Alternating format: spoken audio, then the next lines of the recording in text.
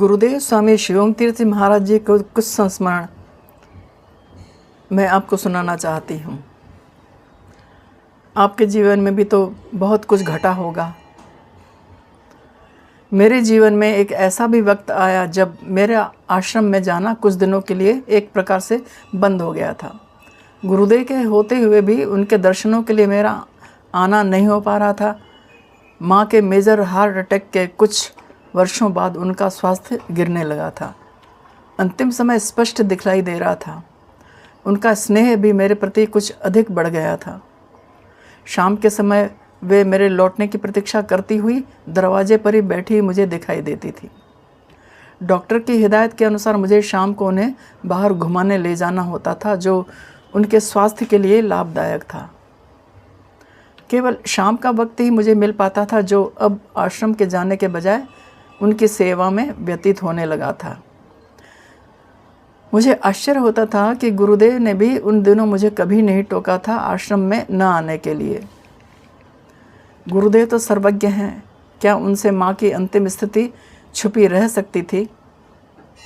यदि उन दिनों गुरुदेव मुझे आश्रम में न आने का उल्हाना देते तो शायद माँ की सेवा में अवरोध आ सकता था, परंतु गुरुजी की कृपा, उनकी प्रेरणा तथा आशीर्वाद के फलस्वरूप ही मैं माँ के अंतिम दिनों में उनकी सेवा करने में तथा उनका हृदय से आशीर्वाद प्राप्त करने में सक्षम हो सकी। मेरे पूर्वाश्रम की सबसे छोटी भतीजी अपनी माँ के साथ एक दोपहर को, मेरी छोटी भतीजी हमारी भाभी जी के साथ एक दोपहर को गुरुदेव के दर्शनों के लिए आश्रम में आई हुई थी। तब उसकी उम्र लगभग 8 वर्ष की थी। वे दोनों चरण पादुका के मंदिर में जाकर बैठ गईं। इतने ही में गुरुजी अपने ऊपर के निवास स्थान से नीचे की ओर आए और चरण पादुका मंदिर में बैठी भतीजी के दोनों पैरों पर अपने दोनों चरणों को रख कर खड़े हो गए। वह आलती पालती लगा कर बैठी थी। वह रोने लगी। कुछ ही क्षणों में गुरुदेव हंसते हुए नीचे उतर गए। गुरुदेव का आशीर्वाद लेकर जब वे दोनों वापस लौटी तो रास्ते में मेरी भतीजी से पूछा हमारी भाभी जी ने कि तुम्हें दर्द हुआ होगा जब गुरुजी तुम्हारे पाँव पर चढ़े हुए थे। तो उसने उत्तर दिया, नहीं, मुझे तो उनका वज़न महसूस ही नहीं हुआ। तो माँ ने पूछा कि फिर तुम रोई क्यों? उसने कहा कि मैं घबरा गई थी। घर पास होने की वजह से वे पैदल ही आश्रम में आई हुई थी। बातों ही बातों में वे घर के नज़दीक मोड़ पर आ पहुंची। उसी समय एक स्कूटर सवार बड़ी तेज़ी से आया और छोटी बच्ची के पाँव को ज़बरदस्त ठोकर मारी। बच्ची गिर पड़ी और रोने लगी। माँ ने तो समझा कि अब बेटी के पाँव गए, लेकिन आश्चर्य, वह तुरंत उठ खड़ी हुई और बिना किसी कष्ट के अच्छी तरह से चलने लगी। गुरुदेव ने कुछ देर पहले ही उसके पाँव को वज्र के समान मजबूत जो बना दिया था, फिर उसे कौन कष्ट पहुंचा सकता था। इसीलिए वे उसके दोनों पाँव के ऊपर खड़े हो गए थे। उन्हें भावी एक्सीडेंट का पता चल गया था। इस तरह से उन्होंने रक्षा की बच्ची की।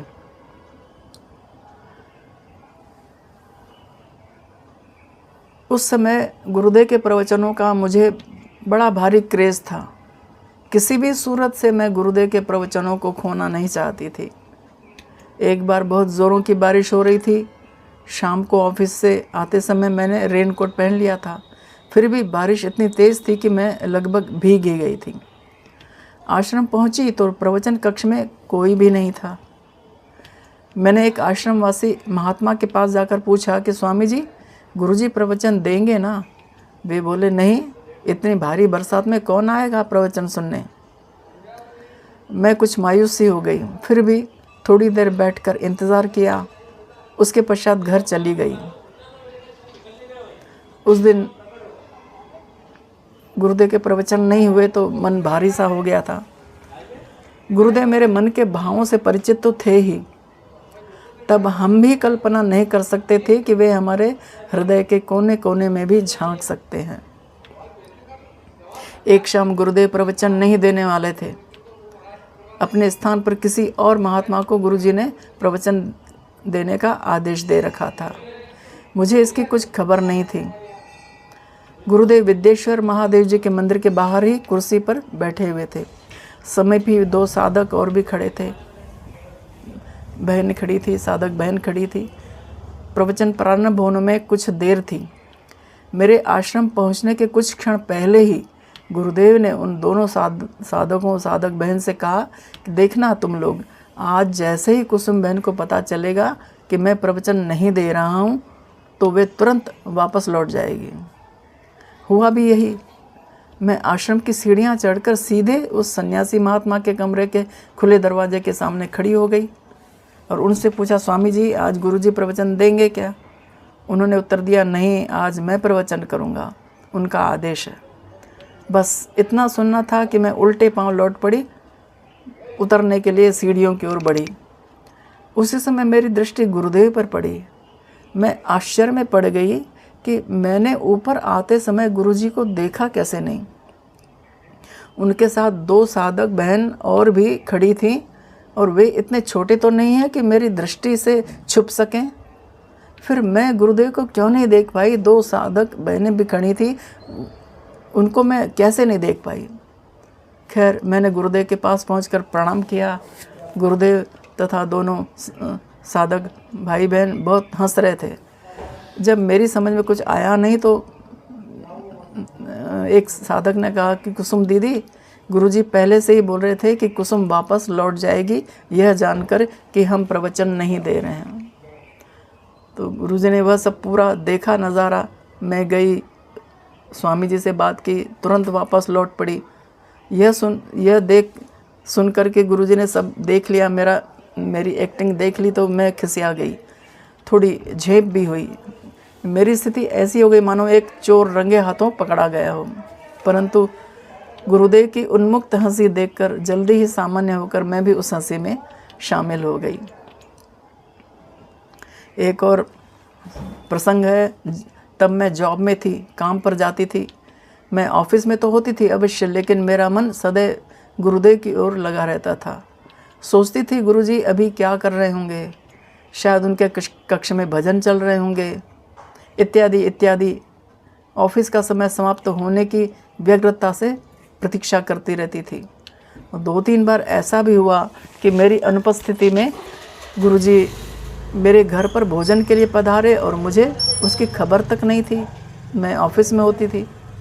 जब शाम को मैं ऑफिस से सीधे आश्रम पर आती तो गुरुदेव मुझे कुछ इस प्रकार से बताते जैसे कि एक छोटा बच्चा दूसरे बच्चे को चिढ़ा कर कहता है ना कि देखो मैंने तो चॉकलेट खाई, तुमने तो खाई भी नहीं।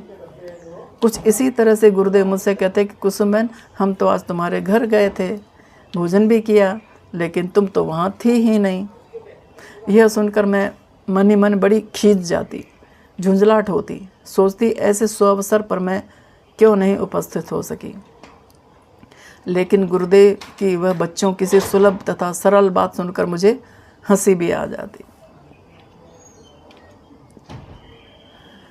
एक बार एक 5 दिवसीय साधन शिविर में मैं अपनी माँ के साथ सम्मिलित हुई थी। माँ वृद्ध तो थी ही, एक बालक तथा बूढ़े व्यक्ति में अधिक अंतर नहीं होता है। बाल सुलभ चेष्टाएं तथा इच्छाएं वृद्धों में भी देखी जा सकती हैं। उस दिन सुबह ही मेरी माँ के मन में एक इच्छा जागृत हुई, राजमा खाने की इच्छा हुई। और वो आश्रम में थे, हम दोनों आश्रम में थे। 5 दिवसीय शिविर लगा हुआ था, साधन शिविर। उन्होंने मुझे बताया भी नहीं, परंतु गुरुदेव तो घटघटवासी हैं ना, अंतर्यामी, सबके मन की बात जानने वाले। माँ की इस इच्छा को भी जान गए। उस दिन उन्होंने राजमा तैयार करवाया और माँ को बुलवा भेजा और उन्हें राजमा खिलाया। माँ आपके प्रसाद राजमा को तो ग्रहण कर रही थी, लेकिन उनकी आंखों से टप टप आंसू गिरते जा रहे थे। कुछ समय पश्चात जब वे अपने कमरे में आईं तो मुझसे कहने लगी, बेटा आज सुबह से मेरी इच्छा राजमा खाने की हो रही थी। गुरुदेव ने मेरी इच्छा पूरी की, परंतु मैं सोच रही हूँ कि मेरी इच्छा भी हुई तो किस पर, राजमा पर। आज यदि मैं अपने कल्याण के लिए गुरुदेव से कुछ और ही मांगती तो वह भी मुझे मिल जाता। उनकी आंखों में तब भी आंसू थे। ऑफिस में मेरे जो बिग बॉस थे उनसे मेरी अक्सर गुरुदेव के विषय में चर्चा होती रहती थी। वे भी गुरुदेव के बारे में अधिक से अधिक जानने के लिए उत्सुक रहते थे। उसी प्रकार समय समय पर मैं भी गुरुजी को उनकी बातें बताया करती थी, जिसे वे बड़े ध्यान से सुनते थे। लगभग 2-3 बार वे गुरुदेव के दर्शनों के लिए आश्रम में आए भी थे। गुरुदेव ने उन्हें एक मंत्र प्रदान किया था। उनके मंत्र लेने का उद्देश्य सकाम था। उस मंत्र का जप वे बड़ी निष्ठा से तथा तत्परता से करते थे। वह मंत्र जप पूरा करने में लगभग 3.5 घंटे का समय लग जाता था, जो वे एक ही आसन में पूर्ण कर लेते थे। वे बताते थे मुझे कि उस मंत्र का जप एक ही सिटिंग में, एक ही आसन में 3.5 घंटे लगातार बैठकर पूरा करके ही वे ऑफिस में आते हैं। यह सुनकर मुझे बड़ा आश्चर्य हुआ।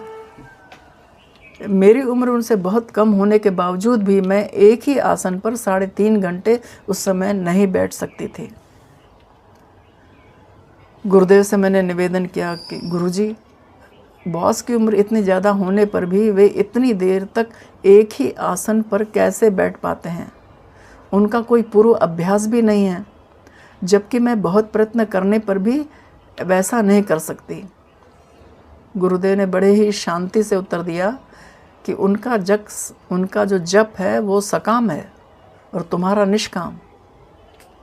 निष्काम भाव से किया गया साधन या जप सकाम भाव से किए गए साधन या जप से कई गुना श्रेष्ठ होता है, फिर चाहे उसकी अवधि कम ही क्यों न हो। साधन जप में कोई स्वार्थ, आकांक्षा या इच्छा नहीं होनी चाहिए। कहा गया है, चाह गई चिंता गई मनुआ बेपरवाह, जिसको कछु न चाहिए वो ही शहंशाह। गुरुदेव की भौतिक देह से बिछुड़ने के पश्चात मेरे हृदय में कुछ दिनों तक एक खलबली सी मची हुई थी। कई विचार आते रहते थे, न जाने क्या क्या सोचती रहती थी। बार बार गुरुदेव की यात्रा का अंतिम दृश्य मेरी आंखों के सामने घूम जाता था। वह गंगा का तट, लोगों के मायूस चेहरे का हुजूम और आंखों से धीरे धीरे ओझल होती हुई गुरुदेव की डोली। रुखसत के वाक़यात का इतना तो होश है, देखा कि यह हम दूर तक जहाँ तक नज़र गई। एक लुटे हुए यात्री किसी स्थिति थी। इन्हीं दिनों मैंने एक स्वप्न देखा। रात्रि को एक विशाल कक्ष में एक मखमली सिंहासन जैसे सोफे पर गुरुदेव विराजमान थे। कमरे में बड़ी सजावट थी। ऐसा लग रहा था मानो ये वह कक्ष राजसी हो। चारों ओर सूर्योदय के प्रकाश जैसी लालिमा युक्त आभा छाई हुई थी। उस लालिमा में गुरुदेव के सिंहासन का रंग और अधिक गहरा दिखाई दे रहा था। गुरुदेव का चेहरा किसी विशेष चमक से देदीप्यमान हो रहा था। वे बड़े ही प्रसन्न तथा स्वस्थ दिखाई दे रहे थे। किसी चुंबकीय अलौकिक शक्ति से खींचकर न जाने कैसे मैं गुरुदेव के उस कक्ष में प्रवेश कर गई। क्योंकि मुझे चलना नहीं पड़ा था, बड़े ही संयम से, धीरता से, गंभीरता से तथा बड़े ही आनंद से मैं गुरुदेव के पास जाकर गुरुदेव के चरणों के पास बैठ गई। उस समय मुझ में किसी भी प्रकार की कोई अस्थिरता या चंचलता या व्याकुलता नहीं थी। मेरे मन में बड़ा ही संतोष, आनंद तथा शांति छाई हुई थी। मुझे वहाँ कोई और व्यक्ति दिखाई नहीं दिया। अब मैं स्वप्न में ही उस कक्ष में बैठी बैठी सोचने लगी कि गुरुदेव की सेवा यहाँ कौन करता होगा।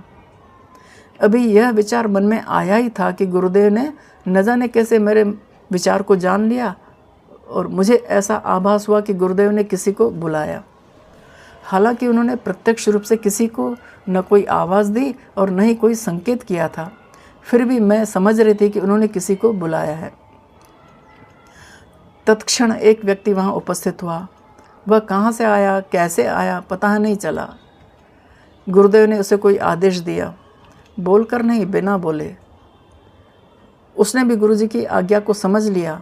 वह वहाँ से चला गया। बोले बिना ही सब काम हो रहे थे वहाँ। अब मेरी समझ में आ गया कि गुरुदेव मुझे यह संकेत दे रहे हैं कि अब वे संकल्प मात्र से या इच्छा मात्र से सभी कार्य संपन्न कर लेते हैं। मैं बड़ी ही प्रसन्नता का अनुभव करने लगी, मुझे बड़े ही सुख का आभास हुआ। गुरुदेव से वहाँ पर मैंने एक प्रश्न भी पूछा, बड़े ही सहज रूप से गुरुदेव ने मेरे उस प्रश्न का उत्तर भी दिया। मेरा हृदय आनंद से भर गया। आश्चर्य मुझे इस बात का हुआ कि उस स्वप्न के बाद मेरे मन में एक गहरा संतोष छा गया था। मेरी उदासी तथा गुरुदेव के भौतिक शरीर के न रहने का दुख बहुत ही कम हो गया था। महसूस होने लगा था कि गुरुदेव यहीं कहीं पास ही हैं और उनकी दृष्टि सदैव हमारे इर्द गिर्द घूमती रहती है। हर क्षण हर पल उनकी मौजूदगी का आभास बना ही रहता है।